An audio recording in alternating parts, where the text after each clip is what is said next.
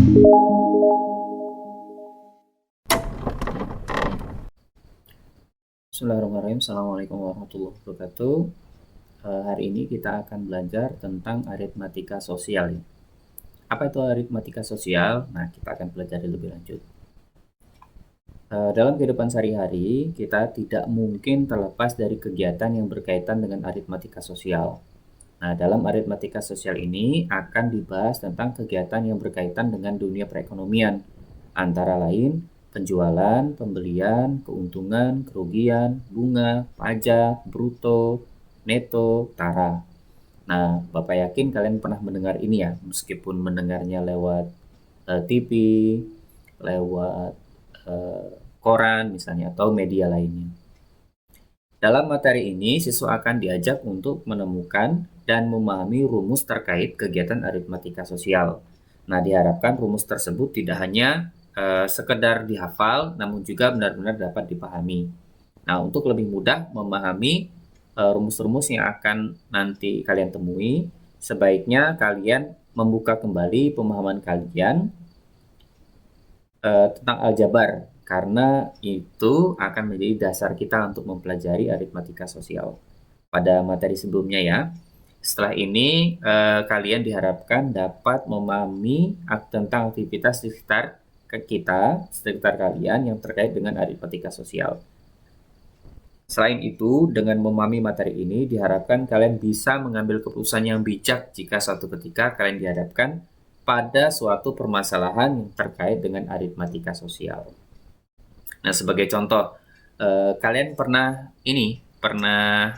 belanja gitu, pernah dengar istilah ada harga 100.000 misalnya, ada baju harga 100.000, kemudian diskon, diskon 30%, 30%, ini dihapus dulu ya.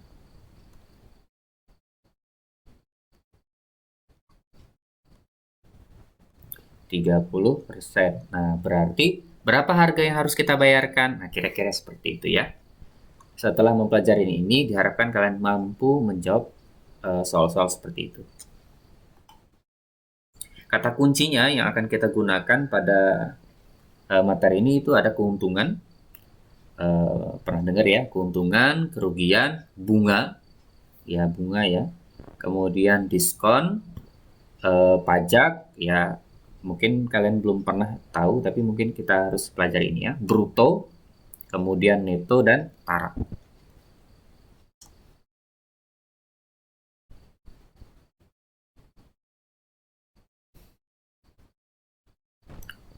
Nah, indikator pencapaian kita di sini ada bab ini ya, ada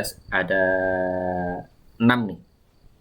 Pertama, mengenal fenomena dan aktivitas yang terkait dengan aritmatika sosial, penjualan, pembelian, potongan, keuntungan, kerugian, dan bunga tunggal, persentase bruto, neto, dan tara. Kemudian mendapatkan informasi yang terkait dengan aritmatika sosial, menentukan hubungan antara penjualan, pembelian, untung, dan rugi, kemudian menentukan bunga tunggal dan pajak, kemudian menentukan hubungan antara bruto, neto, dan tara, kemudian terakhir memecahkan masalah yang terkait dengan aritmatika sosial baik melalui tanya jawab, diskusi, maupun presentasi.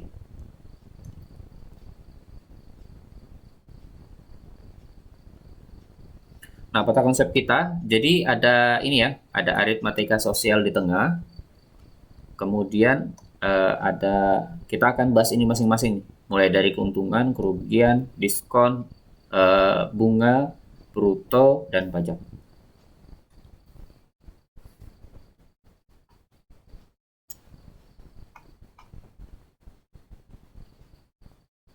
Ini tokoh kita yang akan kita angkat pada bab ini.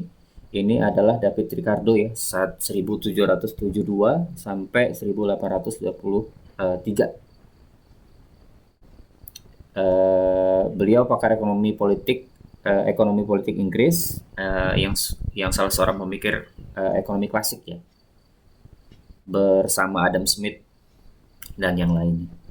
Kalian bisa lihat di buku kalian ya, ini dibaca. Baiklah, kita akan mulai belajar ini.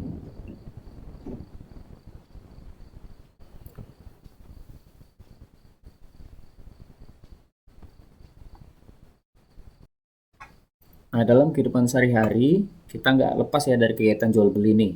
Kita akan ada cerita seperti ini dan kita akan menganalisis apa yang terjadi pada cerita ini. Yang pertama ini, Pak Subur, tukang bubur ayam.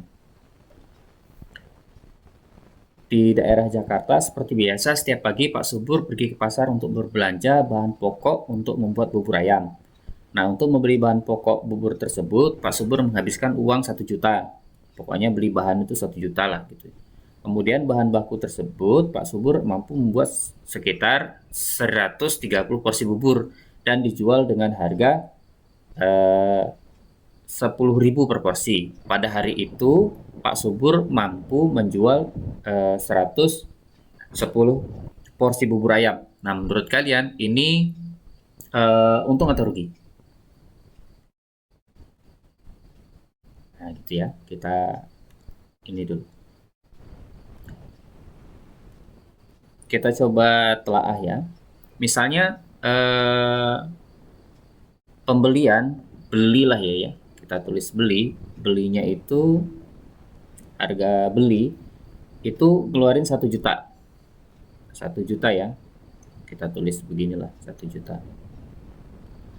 Nah, kemudian jualnya, harga jual itu kan 10.000 nih, kita tulis ya 10.000.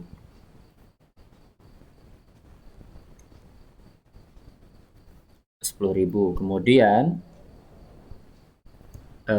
apa namanya itu, terjualnya itu sebanyak 110. Berarti kan uang yang didapatkan itu, uang yang didapatkan, uang yang didapatkan simbolkan U ya, itu 10.000 kan kita kalikan dengan 110 kan, iya nggak? Jadi total yang didapatkan adalah berapa tuh? 110 kali 10.000, berarti kan tinggal kita tambahkan nolnya saja ya. Pertama nolnya 1, sekarang kita tambahkan dengan 4. 1, 2, 3, 4. Jadi total yang didapatkan adalah berapa nih? 1.100.000. Nah, karena tadi modalnya itu harga belinya adalah 1 juta, kemudian dapat uang 1.100.000, maka untung yang didapatkan berapa? Yaitu 100.000. Itu ya, berarti dia untung. Sampai sini dipahami nggak? Pahami ya? Selanjutnya, kita coba bahas yang kasus 2 nih. Pak Soso, seorang penjual bakso di daerah Malang. Setiap hari Pak Soso menghabiskan 800.000 untuk belanja bahan baku. Ini harga belinya ya. Harga belinya itu berapa tuh? 800.000 tuh. Modal lah kita sebut ya. 800.000.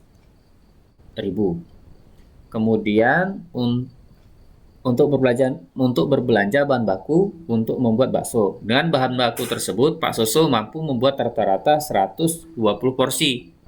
Ya, mampu membuat 120 porsi. Kemudian dengan harga jualnya itu adalah 8.000. Ya, 8.000 per porsi. Pada hari tersebut terjadi hujan di tempat Pak Soso berjualan, hingga bakso yang laku hanya 90 porsi. Oh, ternyata dapatnya 90 porsi. Nah, dari harga jual berarti uang yang didapatkan itu kan berarti harga jual tadi 8.000 kan? Berarti kita kalikan dengan porsinya 90. Kalau kita kalikan berapa tuh? 8 kali 9. Yaitu 72 ya. 72, nolnya ada 4 ya.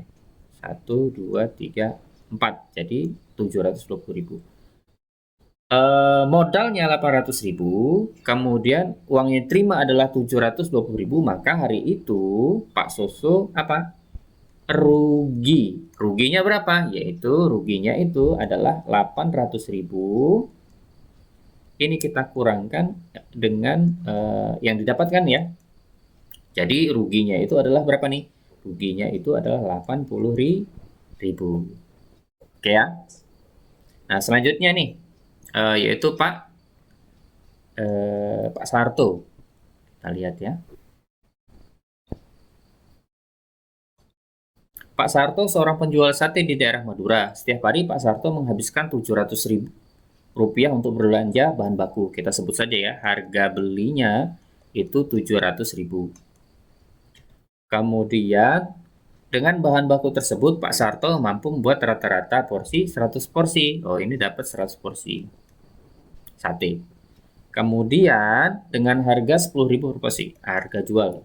Itu berapa? Harga jualnya adalah 10.000 ya. Pada hari tersebut terjadi hujan di tempat Pak Sarto. Mungkin dekatan Pak Sarto sama Pak Suso ya. Tetangga mungkin. Hujannya bareng soalnya. Pak Sarto biasa berjualan sehingga sate yang laku terjual hanya 70. Oh, berarti hanya 70 nih. Dari 100 ini dapat 70. Berarti uang yang dia dapatkan itu kan berarti harga jualnya kita kalikan dengan porsi, gitu kan? Berarti yang didapatkan adalah 7, nolnya 4 tambah 1, berarti 5 ya. 4 tambah 1, 5 dong. 2, 3, nah dapat uangnya 700.000.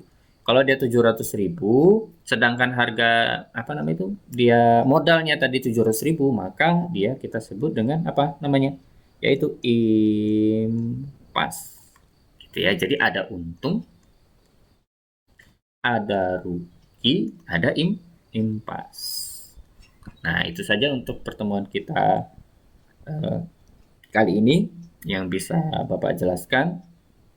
Nanti ada soal itu yang silahkan kalian coba tentukan apakah untung, rugi, atau impas. Itu saja ya. Assalamualaikum warahmatullahi wabarakatuh.